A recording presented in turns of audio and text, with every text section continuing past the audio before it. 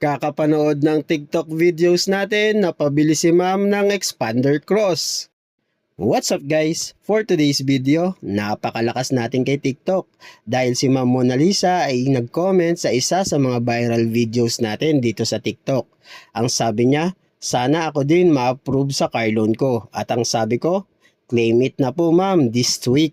Dahil dito sa Mitsubishi Gateway Sukat, never namin kayong bibiguin.